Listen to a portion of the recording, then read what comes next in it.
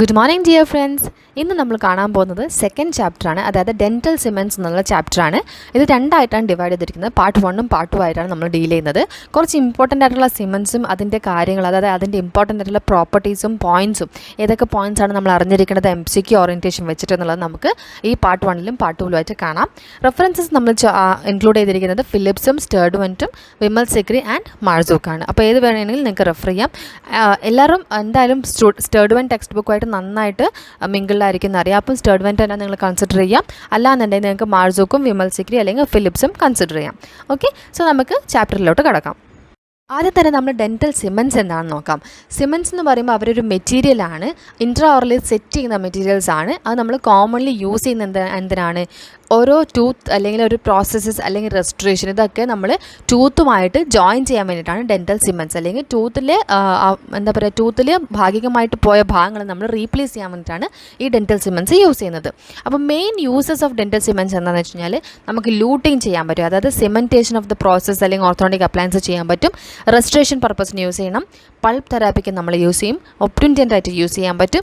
Liners ആയിട്ടും bases ആയിട്ടും use ചെയ്യും. അല്ലെങ്കിൽ തന്നെ റൂട്ട് കനാൽ സീലേഴ്സ് ആയിട്ടും അത് യൂസ് ചെയ്യാൻ പറ്റും. സോ അതായത് നമ്മൾ ഡെൻറ്റൽ സിമെൻറ്റ്സിൻ്റെ വേരിയസ് യൂസസ് ഉണ്ട്. നമുക്ക് ഓരോ തരത്തിൽ നമുക്ക് ഈ ഓരോ ആവശ്യങ്ങൾക്ക് വേണ്ടി നമ്മൾ യൂസ് ചെയ്യുന്നത് ഡെൻറ്റൽ സിമെൻറ്റ്സിനെ തന്നെയാണ്. അപ്പോൾ ഈ ഇമ്പോർട്ടൻ്റ് ആയിട്ടുള്ള യൂസസ് നമ്മൾ ആലോചിച്ച് വയ്ക്കുക, ഓർമ്മിച്ച് വയ്ക്കുക. ഈ ഡെൻറ്റൽ സിമെൻറ്റ്സ് നമ്മൾ ക്ലാസിഫൈ ചെയ്യുകയാണെന്നുണ്ടെങ്കിൽ നമുക്ക് 3 ടൈപ്സ് ആയിട്ടാണ് ക്ലാസിഫൈ ചെയ്യാൻ പറ്റുക. ഓക്കെ, സോ ഇതൊരു ബേസിക് ജനറൽ ക്ലാസിഫിക്കേഷൻ ആണ്, ബേസ്ഡ് ഓൺ ദ ആപ്ലിക്കേഷൻ. നമ്മളതിന് എവിടെ ഉപയോഗിക്കുന്നതനുസരിച്ചാണ് ക്ലാസിഫൈ ചെയ്തിരിക്കുന്നത്. ടൈപ്പ് 1, 2, 3 ആയിട്ടാണ്. ടൈപ്പ് 1 എന്ന് പറയുമ്പോൾ ലൂട്ടിങ് ഏജൻറ്റ്സ് ആണ്. ടൈപ്പ് 2 എന്ന് പറയുന്നത് റെസ്റ്റോറേറ്റീവ് ആപ്ലിക്കേഷൻ ആണ്. ടൈപ്പ് 3 എന്ന് പറയുന്നത് ലൈനേഴ്സ് ഓർ ബേസിസ് ആണ്. ഓക്കെ, ലൂട്ടിങ്, റെസ്റ്റോറേഷൻ, ലൈനേഴ്സ്, അതായത് Lurie line. Okay, Lurie line അങ്ങനെയാണ് ആലോചിക്കേണ്ടത്. അതായത് നമ്മൾ ലൂട്ടിങ്, റെസ്റ്റോറേഷൻ, ലൈനേഴ്സ്, ആദ്യം വരുന്നത് ലൂട്ടിങ് ആണ്. ഈ ലൂട്ടിങ്ങിൽ തന്നെ ടൈപ്പ് 1ഉം ടൈപ്പ് 2 ആയിട്ട് നമ്മൾ ഡിവൈഡ് ചെയ്തിട്ടുണ്ട്. ടൈപ്പ് 1 എന്ന് പറയുമ്പോൾ ഫൈൻ ആയിട്ടുള്ള ഗ്രെയിൻ ആയിരിക്കും സിമെൻറ്റേഷനും ലൂട്ടിങ്ങിനും വേണ്ടി യൂസ് ചെയ്യുന്നത്. ടൈപ്പ് 2 എന്ന് പറയുമ്പോൾ മീഡിയം ഗ്രെയിൻ ആയിരിക്കും, അത് നമ്മൾ ബേസസിനും ഓർത്തോണോട്ടിക് പർപ്പസിനാണ് യൂസ് ചെയ്യുക. ഇനി വേറൊരു പോയിന്റ് നമ്മൾ ഓർമ്മിക്കേണ്ടത്, ക്യാവിറ്റി വാർണിഷിനെ കുറിച്ച് പറയുകയാണെന്നുണ്ടെങ്കിൽ അത് നമ്മൾ അമാൽഗം റെസ്റ്റോറേഷൻ്റെ താഴെ എപ്പോഴും ക്യാവിറ്റി വാർണിഷ് അപ്ലൈ ചെയ്യുന്നുണ്ട്. അതെന്തിനാണ് യൂസ് ചെയ്യുന്നത്? അത് യൂസ് ചെയ്യുന്നത് നമ്മൾ മാർജിനൽ സീൽ ഓഫ് ദ റെസ്റ്റോറേഷനെ ഇമ്പ്രൂവ് ചെയ്യിക്കാൻ വേണ്ടിയിട്ടാണ്. ഓക്കെ, പക്ഷേ ചില സ്ഥലങ്ങളിൽ നമ്മൾ ക്യാവിറ്റി വാർണിഷ് മെയിൻലി നമ്മൾ യൂസ് ചെയ്യുന്നത് എന്തിനാണ്? അത് permeability of the acid in the dental tubules ആണ് റെഡ്യൂസ് ചെയ്യുന്നത്. ഓക്കെ, അപ്പം നമ്മുടെ ആസിഡ് ഉണ്ടാവുമല്ലോ, അതായത് നമ്മുടെ ക്യാവിറ്റി റെസ്റ്റോറേഷൻസിൽ ആപ്ലിക്കബിൾ ആയിട്ടുള്ള അല്ലെങ്കിൽ അതിൽ അടങ്ങിയിട്ടുള്ള ഓരോ ആസിഡും അതിൻ്റെ കോൺസ്റ്റിറ്റ്യൻസും നമ്മുടെ ലീച്ച് ഔട്ട് ആയിട്ട് ഡെൻറ്റൽ ട്യൂബ്യൂൾസിലേക്ക് പോകുന്നുണ്ട്. അപ്പോൾ അത് തടയാൻ വേണ്ടിയിട്ടാണ് നമ്മുടെ അവിടെ ഒരു ബാരിയർ ക്രിയേറ്റ് ചെയ്യുന്നത് ക്യാവിറ്റി വാർണിഷ് ഉപയോഗിച്ചിട്ട്. അപ്പോൾ ക്യാവിറ്റി വാർണിഷ് നമ്മൾ മെയിൻലി യൂസ് ചെയ്യുന്നത് ഈ പെർമിയബിലിറ്റി ഓഫ് ആസിഡ് കുറയ്ക്കാൻ വേണ്ടിയിട്ടാണ്. പക്ഷേ അണ്ടർ അമാൽഗം റെസ്റ്റോറേഷൻ നമ്മൾ മെയിനായിട്ട് അത് ഉപയോഗിക്കുന്നത് എന്തിനാണെന്ന് വെച്ച് കഴിഞ്ഞാൽ to improve the marginal seal of the restoration. ഇനി ലൈനേഴ്സ് നമ്മൾ കോമൺലി പറയുകയാണെന്നുണ്ടെങ്കിൽ ലൈനേഴ്സ് ഒരു തിൻ ലെയർ ഓഫ് മെറ്റീരിയൽ ആയിരിക്കും, റിലേറ്റീവ്ലി തിൻ ലെയേഴ്സ് ആണത്. അത് നമ്മൾ പ്രൈമറിലി യൂസ് ചെയ്യുന്നത് ഒരു ബാരിയർ പ്രൊവൈഡ് ചെയ്യാൻ വേണ്ടിയിട്ടാണ്. ആ ബാരിയർ നമ്മൾ ഡെൻറ്റിനെ റെസിജ്വൽ റിയാക്റ്റൻസ്, അതായത് റെസ്റ്റോറേഷൻസിലുള്ള റെസിജ്വൽ റിയാക്റ്റൻസിൽ നിന്നും പ്രൊട്ടക്റ്റ് ചെയ്യാനായിട്ട് യൂസ് ചെയ്യും. അപ്പോൾ ലൈനേഴ്സ് നമ്മൾ എപ്പോഴും ഒരു തിൻ ലെയർ ആയിട്ടാണ് അപ്ലൈ ചെയ്യുന്നത്. 2 ടൈപ്പ് ലൈനേഴ്സ് ഉണ്ട്, തിൻ ഫിലിം ലൈനേഴ്സും തിക്ക് ഫിലിം ലൈനേഴ്സും. തിൻ ഫിലിം ലൈനേഴ്സ് എന്ന് പറയുമ്പോൾ 1 to 50 മൈക്രോമീറ്റേഴ്സിലാണ് അതിൻ്റെ തിക്നെസ് പറയുന്നത്, 1 to 50. ഓക്കെ, അതായത് വാർണിഷസോ സൊല്യൂഷൻ ലൈനേഴ്സോ ഒക്കെ ആവാം. അതായത് 2 to 5 മൈക്രോമീറ്റേഴ്സിലുള്ള ഈ വാർണിഷസും സൊല്യൂഷൻസും ആവാം. അല്ലാന്നുണ്ടെങ്കിൽ സസ്പെൻഷൻ ലൈനേഴ്സ് ആവാം, അതിന് 20 to 25 മൈക്രോമീറ്റേഴ്സിൻ്റെ തിക്നെസ് ഉണ്ടാവും. അപ്പം തിൻ ഫിലിം എന്ന് പറയുമ്പോൾ നമ്മൾ എപ്പോഴും വാർണിഷോ സൊല്യൂഷനോ അല്ലെങ്കിൽ സസ്പെൻഷൻസോ ആണ് അപ്ലൈ ചെയ്യുന്നത്. ഇനി തിക്ക് ലൈനേഴ്സ് എന്ന് പറയുമ്പോൾ അവരെയാണ് നമ്മൾ സിമെൻറ്റ് ലൈനേഴ്സ് എന്ന് പറയുന്നത്. തിക്ക് ലൈനേഴ്സ് ആണ് സിമെൻറ്റ് ലൈനേഴ്സ്. അതായത് ഇവിടെ 0.2 to 1 mm തിക്നെസ്സിലാണ് നമ്മൾ അപ്ലൈ ചെയ്യുന്നത്. 1 mm തിക്നെസ്, അറൗണ്ട് 1 mm ആണെന്നുണ്ടെങ്കിൽ നമ്മളത് തിക്ക് ലൈനേഴ്സ് ആയിരിക്കും, which are cement liners. Used primarily for pulpal medications അല്ലെങ്കിൽ തെർമൽ പ്രൊട്ടക്ഷന് വേണ്ടിയിട്ടാണ് നമ്മൾ മെയിൻലി ഇത് യൂസ് ചെയ്യുന്നത്.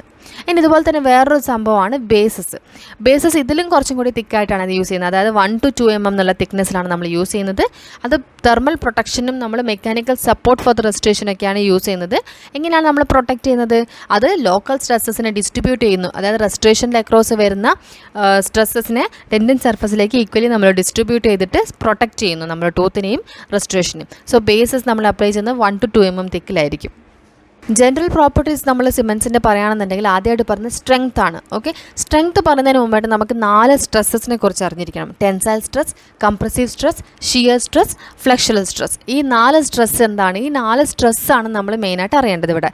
അപ്പോൾ ടെൻസൈൽ സ്ട്രെസ് എന്ന് പറയുമ്പം സ്ട്രെസ് ഉണ്ടാകുന്നത് load that tends to stretch or elongate a body. എന്തെങ്കിലും ഒരു ലോഡ് വന്ന് നമ്മൾ ആ ഒരു ബോഡീനെ സ്ട്രെച്ച് ചെയ്യുകയോ ഇലോങ്ങേറ്റ് ചെയ്യുമ്പോൾ ഉണ്ടാകുന്ന ഒരു സ്ട്രെസ്സാണ് ടെൻസൈൽ സ്ട്രെസ്. കംപ്രസീവ് സ്ട്രെങ്ത് എന്ന് പറയുമ്പോൾ കംപ്രസീവ് സ്ട്രെങ്ത്തുമായിട്ട് റിലേറ്റഡ് ആയിരിക്കും, അതായത് അസോസിയേറ്റഡ് ആയിരിക്കും. ഷിയർ സ്ട്രെസ് എന്ന് പറയുന്നത് resist sliding or twisting of one portion of the body over the another. Okay, അപ്പോൾ നമ്മൾ ഈ സ്ലൈഡിങ്ങും ട്വിസ്റ്റിംഗ് ഒക്കെ ഒഴിവാക്കാനായിട്ടുണ്ടാകുന്ന ഒരു സ്ട്രെസ്സാണ് ഷിയർ സ്ട്രെസ്. ഫ്ലെക്ഷറൽ സ്ട്രെസ്, അതായത് ഫ്ലെക്ഷൻ, ഇതുണ്ടാകുന്നത് bending of the body in the opposite direction കാരണമാണ്, അത് ഫ്ലെക്ഷൻ. ഓൾ ദി സ്ട്രെസ്സസ് ഇവയെല്ലാം കൂടി കോമ്പിനേഷനായിട്ട് ആക്ട് ചെയ്യുന്നു in the cements. Okay, depending on the nature and direction of the force. So ഇതിനെല്ലാം withstand ചെയ്യാനുള്ള എബിലിറ്റി നമുക്ക് ഒരു സിമെൻറ്റിന് വേണമെന്നുണ്ടെങ്കിൽ അതാണ് നമ്മൾ സ്ട്രെങ്ത് ഓഫ് ദ സിമെൻറ്റ് കൊണ്ട് ഉദ്ദേശിക്കുന്നത്. Okay, so the ability to withstand this stresses that comprises of strength of the cement. അപ്പോൾ സ്ട്രെങ്ത് ഓഫ് ദ സിമെൻറ്റ് എന്ന് പറയുമ്പോൾ ഈ 4 സ്ട്രെസ്സിനെ റിലേറ്റ് ചെയ്തിട്ടാണ് ഇരിക്കുന്നത്. അടുത്ത ജനറൽ പ്രോപ്പർട്ടിയിൽ നമ്മൾ മെയിനായിട്ട് പറഞ്ഞ മോഡുലസ് ഓഫ് ഇലാസ്റ്റിസിറ്റി അല്ലെങ്കിൽ MOE കുറിച്ചാണ്. മോഡുലസ് ഓഫ് ഇലാസ്റ്റിസിറ്റി നമ്മൾ measure of stiffness of the cement ആണ് ഇതുകൊണ്ട് ഉദ്ദേശിക്കുന്നത്. അത് എത്രത്തോളം സ്റ്റിഫാണ് മെറ്റീരിയൽ എന്ന് മെഷർ ചെയ്യുന്നതാണ് modulus of elasticity. Ability to return back to its original shape after the deformative force. ഒരു ഫോഴ്സ് നമ്മൾ അപ്ലൈ ചെയ്ത് കഴിഞ്ഞ് കഴിഞ്ഞാൽ ആ ഫോഴ്സ് മാറിക്കഴിയുമ്പം ആ സിമെൻറ്റിന് തിരിച്ച് പഴയ രൂപത്തിലേക്ക് മാറാൻ പറ്റുന്ന ഒരു എബിലിറ്റി ഉണ്ടോ എന്നുള്ളതാണ് ഇതുകൊണ്ട് ഉദ്ദേശിക്കുന്നത്. അടുത്തത് സോലുബിലിറ്റിയും ഡിസൻറ്റഗ്രേഷനും. ലോങ് ടേം സർവൈവബിലിറ്റി ഓഫ് റെസ്റ്റോറേഷൻസിന് ഇത് മെയിനായിട്ട് ബാധിക്കുന്നുണ്ട്. സോലുബിലിറ്റിയും ഡിസൻറ്റഗ്രേഷനും അത് ലീഡ് ചെയ്യുന്നത് ലീഡ് അറ്റ് മാർജിൻസ്. അത് മാർജിൻസിൽ ഉണ്ടാവുകയാണെന്നുണ്ടെങ്കിൽ അത് ലീഡ് ചെയ്യുന്നത് ഇൻഫ്ലമേഷൻ ഉണ്ടാക്കാനും സെക്കൻഡറി കേരീസിനും അല്ലെങ്കിൽ സെൻസിറ്റിവിറ്റിക്കും കാരണമാവാറുണ്ട്. അപ്പോൾ നമ്മൾ മാർജിനൽ ഡിസൻറ്റഗ്രേഷൻ അല്ലെങ്കിൽ മാർജിനൽ സോലുബിലിറ്റി എന്ന് പറയുന്നത് വളരെ മോശകരമായൊരു കാര്യമാണ്.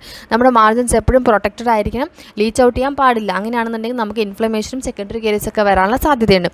സോ സോലുബിലിറ്റിയും ഡിസൻറ്റഗ്രേഷനും ഏറ്റവും കുറഞ്ഞ രീതിക്ക് നമുക്ക് ആവശ്യമുള്ളൂ. അടുത്തായിട്ട് നമ്മൾ നോക്കുന്നത് ഫിലിം തിക്നെസ് ആണ്. ഓക്കെ, ഫിലിം തിക്നെസ് എന്ന് പറയുമ്പോൾ നമ്മൾ അപ്ലൈ ചെയ്യുന്ന തിക്നെസ് എത്രത്തോളം തിക്ക് മെറ്റീരിയൽ ആയിട്ടാണ് നമ്മൾ അപ്ലൈ ചെയ്യേണ്ടത്. ഒരു തിന്നർ ഫിലിം എന്ന് പറയുന്നത് മോർ അഡ്വാൻറ്റേജസ് ഫോർ ലൂട്ടിംഗ് ആയിരിക്കും. ലൂട്ടിങ്ങിന് വേണ്ടി നമുക്ക് എപ്പോഴും തിന്നർ ഫിലിം മതിയാവും. അത് ഡിപ്പെൻഡ് ചെയ്യുന്ന വേരിയസ് ഫാക്ടേഴ്സ് ഉണ്ട്. അതായത് പാർട്ടിക്കിൾ സൈസിനെ അറിയണം, പൗഡർ ലിക്വിഡ് റേഷ്യോ നോക്കണം, എമൗണ്ട് ഓഫ് ഫോഴ്സ് നമ്മൾ അപ്ലൈ ചെയ്യുന്നത് during the seating of the process നോക്കണം, direction in which force is applied അല്ലെങ്കിൽ design and fit of the process. ഇതൊക്കെ ബേസ് ചെയ്തിട്ടാണ് നമ്മൾ ഫിലിം തിക്നെസ് ഡിസൈഡ് ചെയ്യുന്നത്. AD സ്പെസിഫിക്കേഷൻ നമ്പർ 96 റെക്കമെൻഡ് ചെയ്യുന്നത് ആക്സെപ്റ്റബിൾ തിക്നെസ് ഓഫ് 50 മൈക്രോമീറ്റേഴ്സ് ആണ്. Okay, അതായത് film thickness acceptable ആവുന്നത് 50 മൈക്രോമീറ്റേഴ്സ് ആയിരിക്കണം. അതുപോലെ തന്നെ ബയോളജിക്കൽ പ്രോപ്പർട്ടീസ് ഉണ്ട്. ബയോളജിക്കൽ പ്രോപ്പർട്ടീസ് എന്ന് പറയുമ്പോൾ മെയിനായിട്ട് നമുക്ക് pHഉം പൾപ്പൽ റെസ്പോൺസും പൾപ്പ് പ്രൊട്ടക്ഷനാണ് അറിഞ്ഞിരിക്കേണ്ടത്. pH എപ്പോഴും നമ്മൾ ഓൾമോസ്റ്റ് ഓഫ് ദ മെറ്റീരിയൽസ് നമ്മൾ ന്യൂട്രൽ ആണെങ്കിൽ അത്രയും നല്ലതെന്ന് പറയാം. അപ്പം ഇറ്റ് ഷുഡ് ബി ന്യൂട്രൽ. പക്ഷേ മോസ്റ്റ് ഓഫ് ദ സിമെൻറ്റ്സ് എല്ലാം നമ്മുടെ അസിഡിക് ആണ്. അസിഡിക് ആണെങ്കിലും അതിൻ്റെ അസിഡിറ്റി ഗ്രാജുവലി വിത്ത് ടൈം അത് റെഡ്യൂസ് ചെയ്യുന്നുണ്ട്. ഇനി പൾപ്പൽ റെസ്പോൺസ് എന്ന് പറയുമ്പോൾ മൈൽഡ് ടു മോഡറേറ്റ് റെസ്പോൺസ് മാത്രമേ ആക്സെപ്റ്റബിൾ ആകുന്നുള്ളൂ depending on its use. Okay, അതുപോലെ തന്നെ പൾപ്പ് പ്രൊട്ടക്ഷൻ.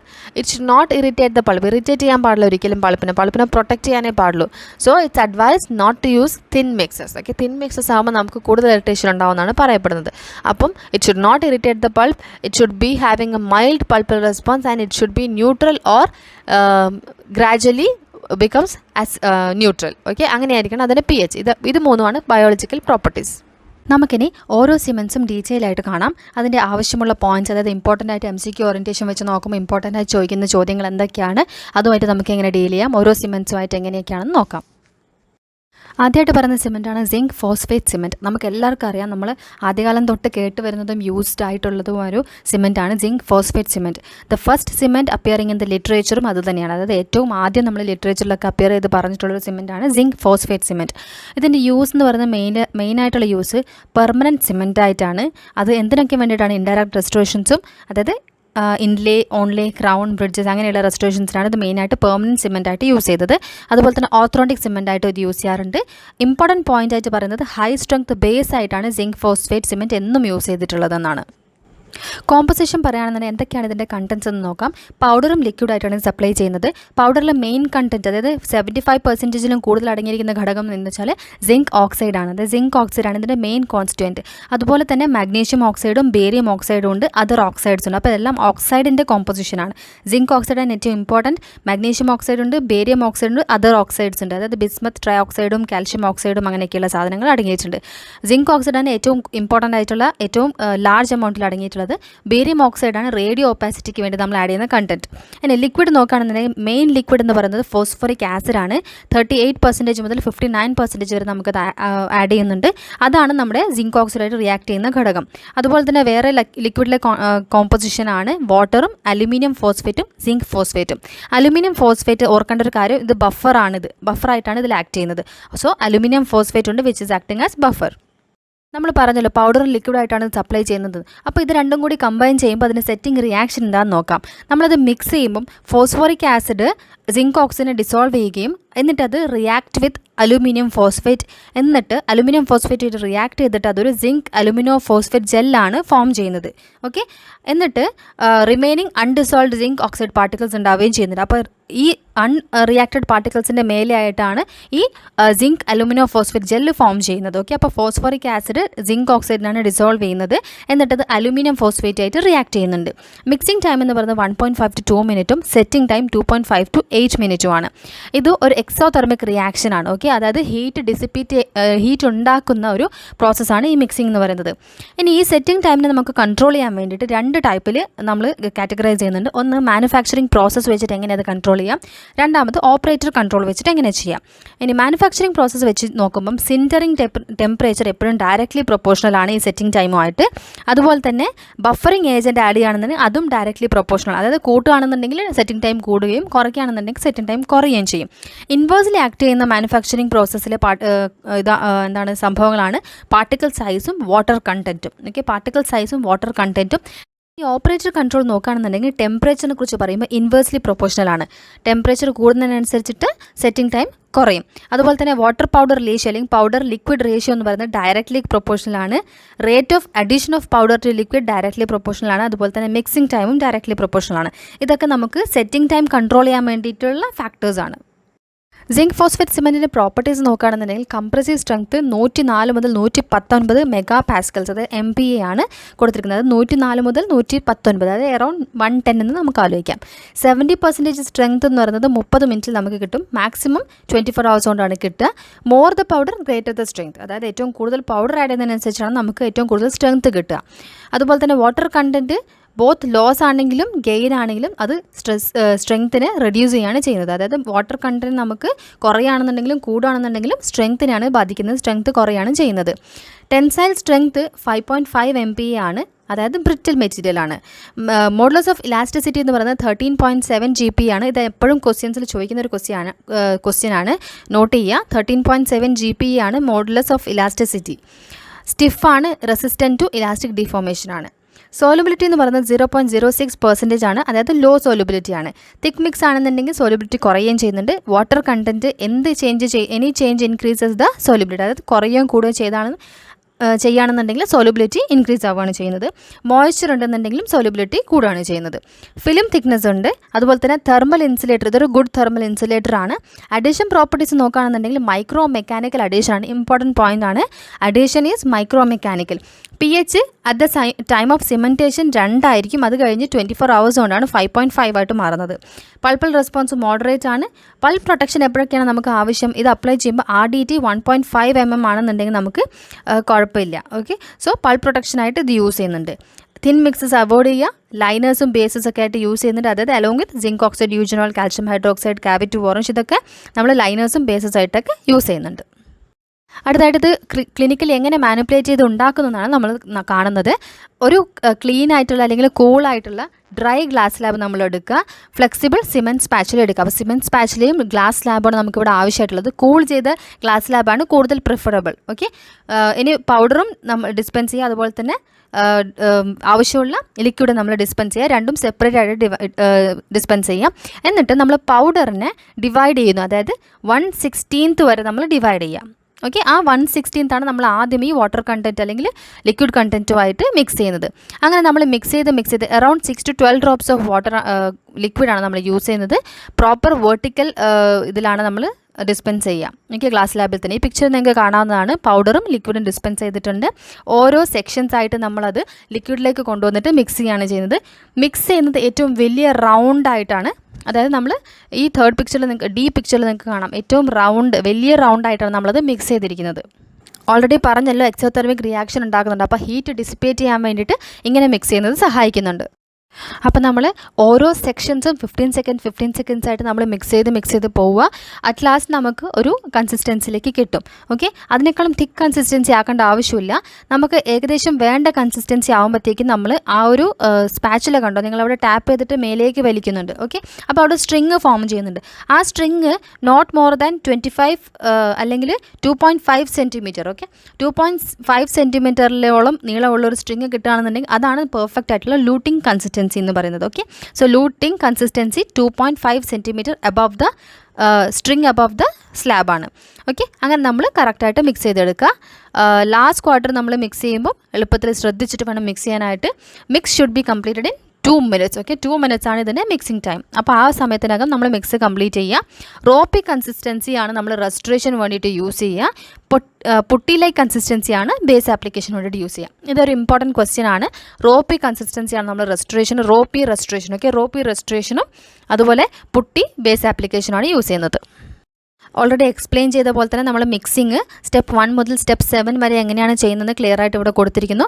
പിക്ചർ സഹിതം അതിൻ്റെ റീസൺസും എന്തിനാണ് നമ്മളത് ചെയ്യുന്നതിൻ്റെ റീസണും. ഓക്കെ, ആദ്യത്തെ സ്റ്റെപ്പ് എന്ന് പറയുന്നത് ബോത്ത് ദ ബോട്ടിൽസ് നമ്മൾ ഡിസ്പെൻസ് ചെയ്യുന്നതിന് മുമ്പായിട്ട് ഷേക്ക് ചെയ്യുക. അത് എല്ലാ കോൺസ്റ്റിറ്റ്യൻസും മിക്സ് ചെയ്യാൻ വേണ്ടി നമുക്ക് ഹെൽപ്പ് ചെയ്യും. സ്റ്റെപ്പ് 2 എന്ന് പറയുമ്പോൾ ഒരു കോൾഡ് ആയിട്ടുള്ള ഗ്ലാസ് ലാബ് എടുക്കുക, but not too much cold. Okay, cool ആയിട്ടുള്ള ഒരു ഗ്ലാസ് ലാബാണ് നമ്മൾ എടുക്കുന്നത്.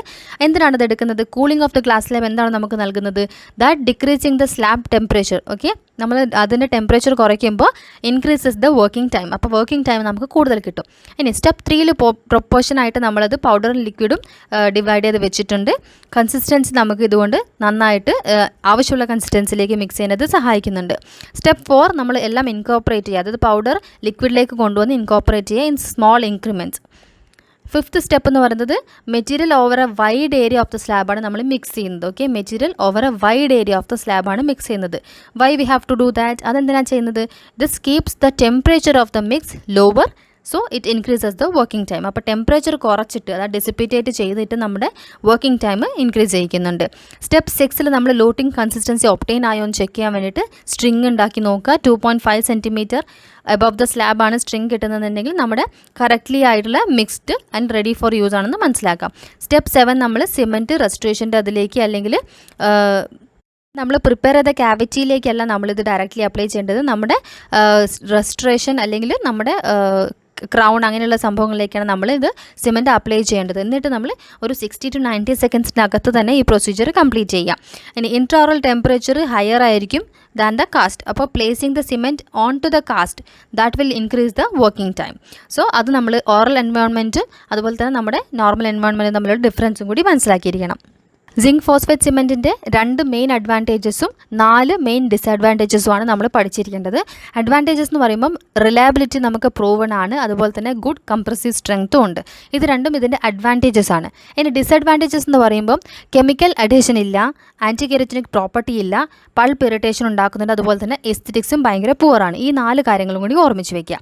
ഇനി സിങ്ക് ഫോസ്ഫേറ്റ് സിമെൻറ്റിൻ്റെ കൂടെ തന്നെ നമ്മൾ സിങ്ക് ഓക്സൈഡ് റെസിൻ ക്യാവിറ്റി വാർണിഷിനെ കുറിച്ച് 2 പോയിന്റ്സ് പറയുന്നുണ്ട് ഇവിടെ. അതായത് zinc oxide resin cavity varnish എന്ന് പറയുന്നത് also called as copal varnish. Okay, അപ്പോൾ വാർണിഷ് എന്താണ്? It is a natural gum, ഒരു നാച്ചുറൽ ഗമ്മാണ്. അതായത് കോപ്പാൽ റോസിനോ സിന്തറ്റിക് റെസിനോ which is dissolved in organic solvent. അതായത് എന്തൊക്കെ ഓർഗാനിക് സോൾവെൻറ്റ്സ് ആയിരിക്കാം? ആൽക്കഹോൾ ആവാം, അസറ്റോൺ ആവാം, ഈഥർ ആവാം. ഇങ്ങനെയുള്ളതിൽ മിക്സ് ചെയ്തിരിക്കുന്ന ഒരു നാച്ചുറൽ ഗമ്മാണ് വാർണിഷ് എന്ന് പറയുന്നത്. ഇത് തിൻ ലെയേഴ്സ് ആയിട്ടാണ് നമ്മൾ അപ്ലൈ ചെയ്യുന്നത്. Varnish neither possess mechanical strength not provide thermal insulation. അപ്പോൾ ഒന്നും ഇല്ലാത്തൊരു സംഭവമാണ് ഈ വാർണിഷ് എന്ന് പറയുന്നത്. അതായത് അത് മെക്കാനിക്കൽ സ്ട്രെങ്തോ അല്ലെങ്കിൽ തെർമൽ ഇൻസുലേഷൻ ഒന്നും പ്രൊവൈഡ് ചെയ്യുന്നില്ല. അടുത്തായിട്ട് നെക്സ്റ്റ് സിമെൻറ്റ് നമ്മൾ പറയുന്നത് സിങ്ക് പോളി കാർബോക്സിലേറ്റ് ആണ്. ഫസ്റ്റ് ഡെൻറ്റൽ സിമെൻറ്റ്, അതായത് ഏറ്റവും ആദ്യം കണ്ടുപിടിച്ച dental cement which has the bonding of tooth chemically. Okay, അപ്പോൾ കെമിക്കലി ഇത് ബോണ്ട് ചെയ്യാൻ സഹായിക്കുന്നുണ്ട് ടു ദ ടീത്ത്. ഇത് not use for restorative purpose because cement is opaque. അത് ഒപ്പേക്ക് ആയതുകൊണ്ട് റെസ്റ്റോറേറ്റീവ് പർപ്പസിന് നമ്മൾ യൂസ് ചെയ്യാറില്ല. അതായത് സിങ്ക് പോളികാർബോക്സിലേറ്റ് ആണ് ഇവിടെ പറയുന്നത്. അപ്പോൾ മെയിനായിട്ട് എന്തൊക്കെ യൂസസ് ആണുള്ളത്? മെയിൻ ആൻഡ് ഇമ്പോർട്ടൻറ്റ് യൂസ് എന്ന് പറയുന്നത് ലൂട്ടിംഗ് ആണ്. ഓക്കെ, ലൂട്ടിംഗ് സിമെൻ്റ് ആയിട്ടാണ് ഇത് യൂസ് ചെയ്യുന്നത്. അല്ലാതെ permanent cement for crown, bridges, inlays, onlays, orthodontic cementation, അതുപോലെ തന്നെ ഹൈ സ്ട്രെങ്ത് ബേസ് ആയിട്ടും ഇത് യൂസ് ചെയ്യാറുണ്ട്.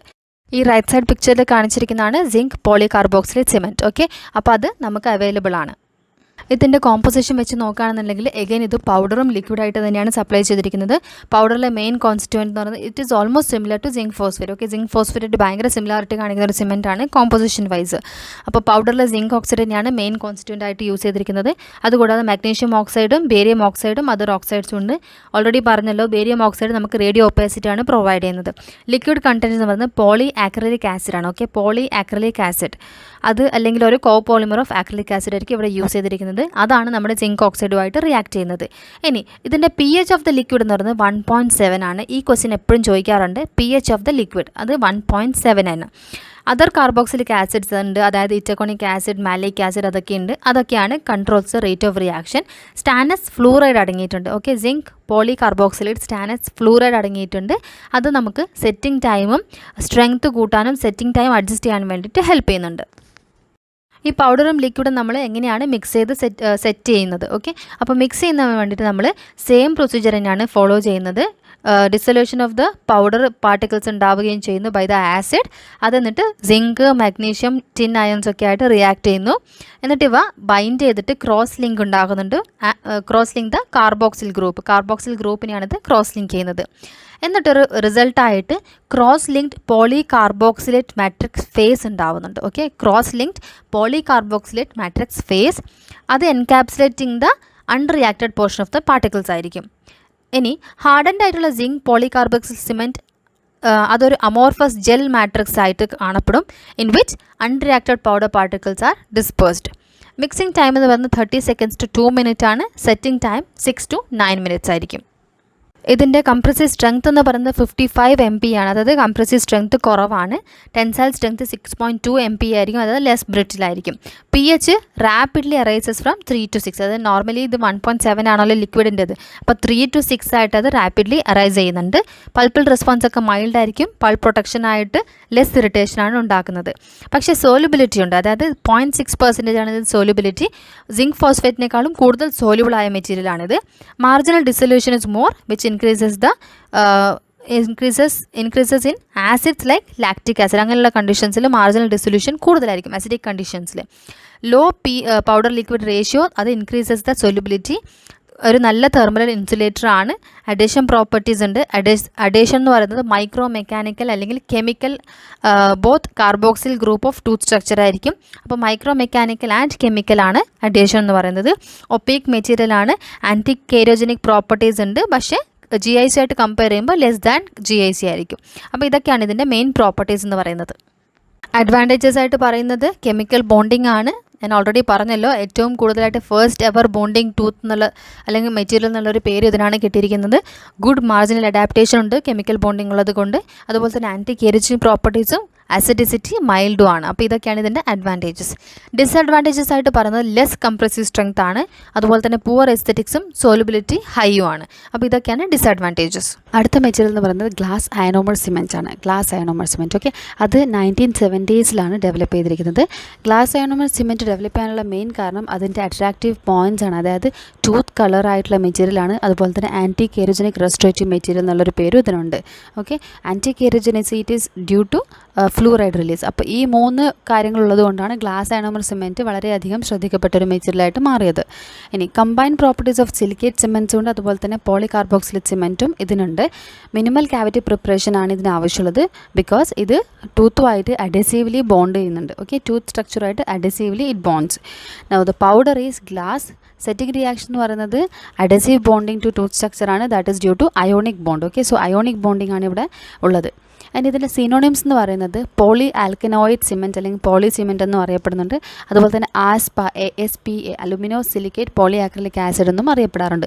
Poly alkenoate cement, ASPA. Okay, ഇനി കമേഴ്ഷ്യൽ പ്രിപ്പറേഷൻസിൻ്റെ പേരുകളാണ് Aquacem, Fuji type 1, Chemfil type 2, Ketac bond type 3 and Vitrebond light cure GIC. പിക്ചറിൽ ഇവിടെ കാണിച്ചിരിക്കുന്നത് different types of GIC available ആയിട്ടുള്ളതാണ്. ഓക്കെ, ഫസ്റ്റ് വണ് ഗ്രീൻ കളറിൽ കാണിക്കുന്ന type 9 gold label GIC, that is GC gold ആണ്. Okay, അപ്പോൾ അത് പൗഡറും ലിക്വിഡും ഇവിടെ കാണിച്ചിട്ടുണ്ട്. ഇത് 9 എന്ന് പറയുന്നത് എക്സ്ട്രാ ബോണ്ടാണ്, അതായത് പോസ്റ്റീരിയർ ഹൈ സ്ട്രെങ്ത്തിനെയാണ് 9 എന്നുള്ള നമ്പർ വെച്ച് നമ്മൾ അറിയപ്പെടുന്നത്. അതുപോലെ തന്നെ റൈറ്റ് സൈഡ് മേലത്തെ പിക്ചർ കാണിച്ചിരിക്കുന്ന GC തന്നെ ടൈപ്പ് 1 ആണ്. ഓക്കെ, 1 നമ്പർ കാണാം അവിടെ. അത് നമ്മൾ ലൂട്ടിങ്ങിനും ലൈനിങ്ങും സിമെൻറ്റും ആയിട്ടാണ് യൂസ് ചെയ്യുന്നത്.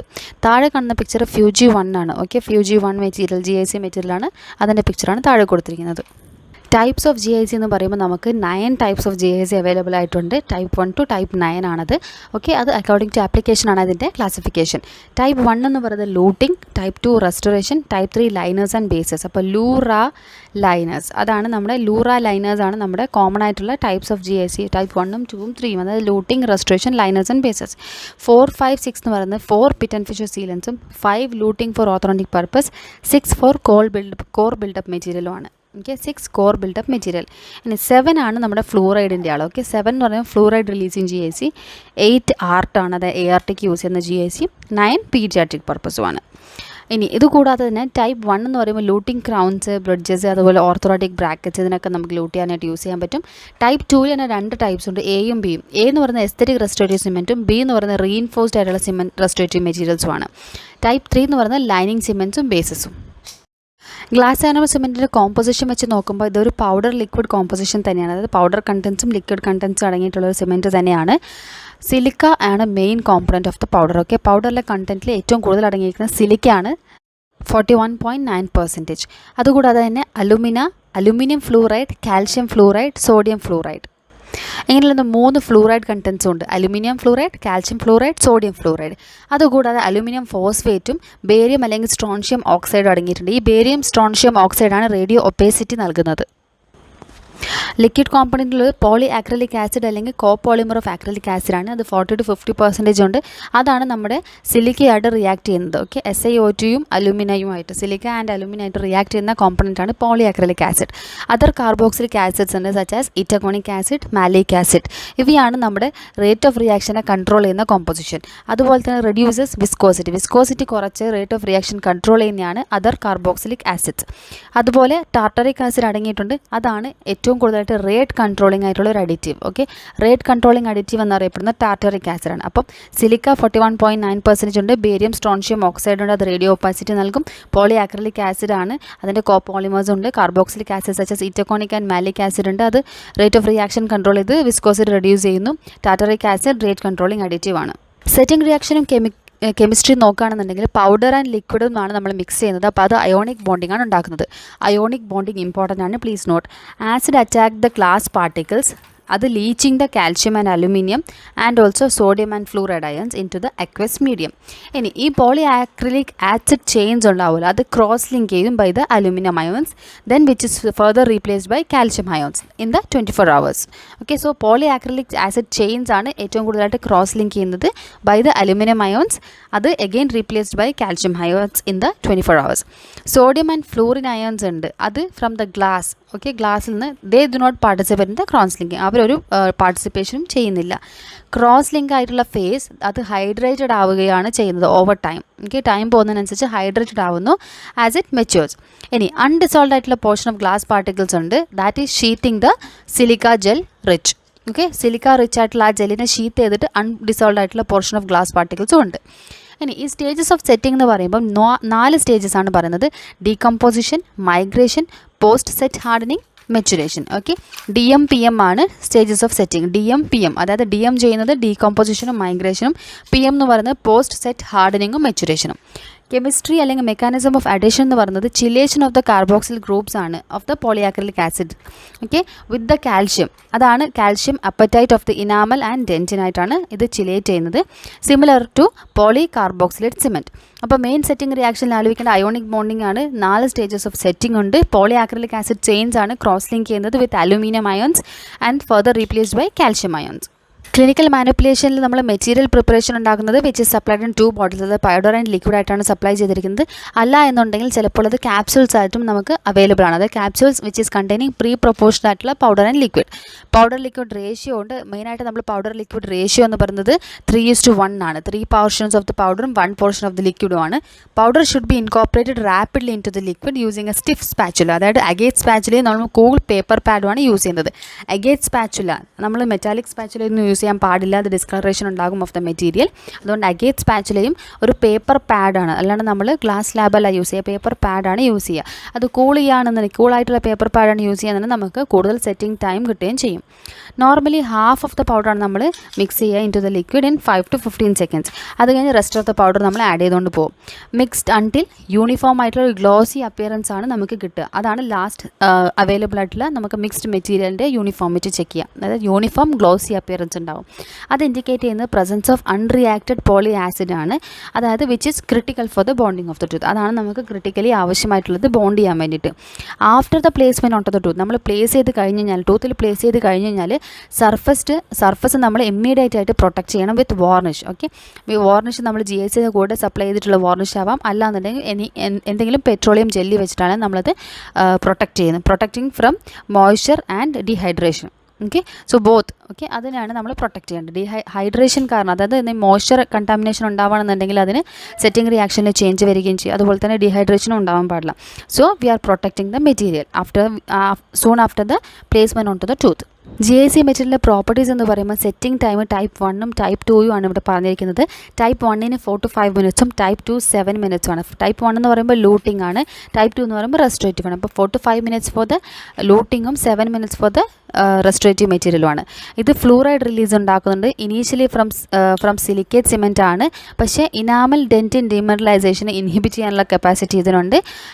ക്ലിനിക്കൽ എഫിക്കസി എന്ന് പറയുന്നത് നമുക്ക് ഇതുവരെ പ്രൂവ് ചെയ്തിട്ടില്ല, പക്ഷേ ആൻറ്റി കേരിയോജനസിറ്റിയും ഇത് കാണിക്കുന്നുണ്ട്. അപ്പോൾ ഫ്ലൂറൈഡ് റിലീസിങ് ആണ്, ആൻറ്റി കേരിയോജനിക് ആയിട്ടുള്ള പേസ്റ്റ് ആണ്. ഗ്രേറ്റർ പൾപ്പർ റിയാക്ഷൻ ഉണ്ടാക്കുന്നുണ്ട് ദാൻ സിങ്ക് ഓക്സൈഡ് സിമെൻറ്റ്, പക്ഷേ less than zinc phosphate cement ആണ്. Okay, greater pulpal reaction than the zinc oxide eugenol.